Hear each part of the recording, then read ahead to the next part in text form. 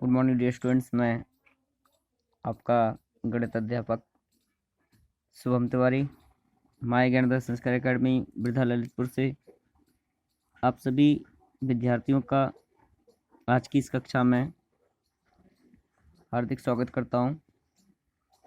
और विद्यार्थी, जैसा कि कल हमने अपनी कक्षा स्टार्ट की थी समानुपात, जिसमें सबसे पहले हमने आपसे चर्चा की थी अनुपात के बारे में। तो अनुपात का अर्थ मैंने कल आपको समझाया था कि जब हम किन्हीं दो राशियों की उनकी आपस में तुलना करते हैं तो तुलना करने की इस क्रिया को हम अनुपात कहते हैं। विद्यार्थियों, अनुपात से ही जुड़ा हुआ हमारा समानुपात है, जहाँ पर अनुपात की स्थिति में हम दो संख्याओं, दो वस्तुओं या दो राशियों की आपस में तुलना करते हैं।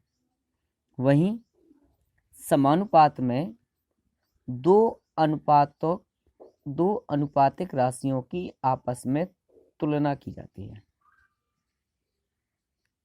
और तुलना करने पर जब दोनों अनुपातिक राशियां बराबर होती हैं, अर्थात उनकी जो वैल्यू होती है, उनका जो मान होता है वो बराबर होता है, तो जब दो अनुपात आपस में तुलना करने पर बराबर आते हैं तो उस स्थिति में हम यह कहते हैं कि दोनों दिए गए अनुपात आपस में समान हैं।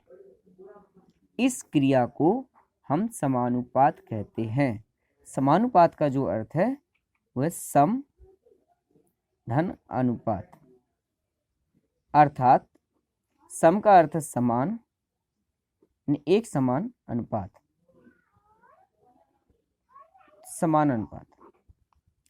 विद्यार्थियों, आइए इसको देखते हैं आज हम। जैसे आज की जो तारीख है मेंशन कर लेते हैं, 30 दिसंबर 2020, दिन बुधवार। और कक्षा 7 की इस गणित विषय की कक्षा में हम समानुपात की बात कर रहे हैं। तो हमने जाना कि समानुपात कैसे कहते हैं, जब किन्हीं दो अनुपातिक राशियों का आपस में इस प्रकार संबंध हो कि उनकी तुलना करने पर दोनों अनुपात आपस में बराबर होते हैं, तो इस क्रिया को तुलना करने की इस क्रिया को हम समानुपात कहते हैं। तो इसको नोट कर लेना। जब दो अनुपातों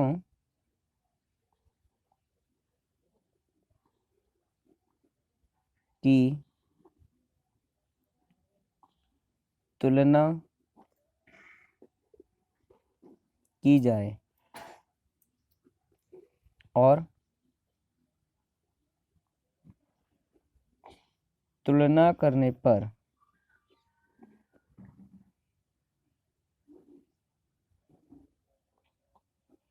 वे दोनों अनुपात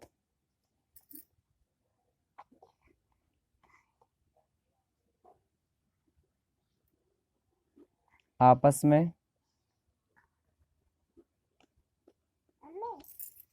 बराबर हों,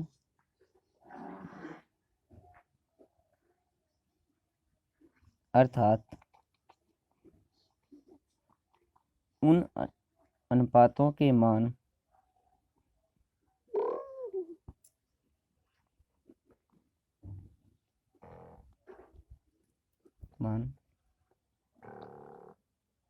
आपस में बराबर या समान हो तो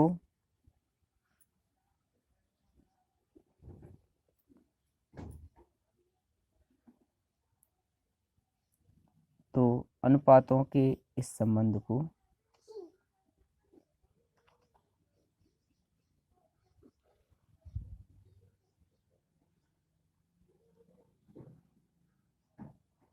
हम समानुपात कहते हैं।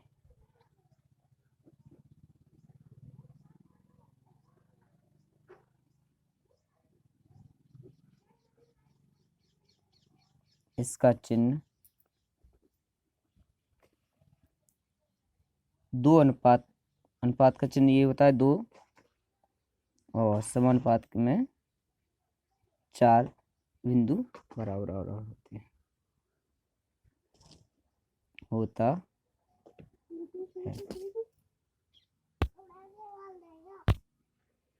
उदाहरण के तौर पर बात करें, जैसे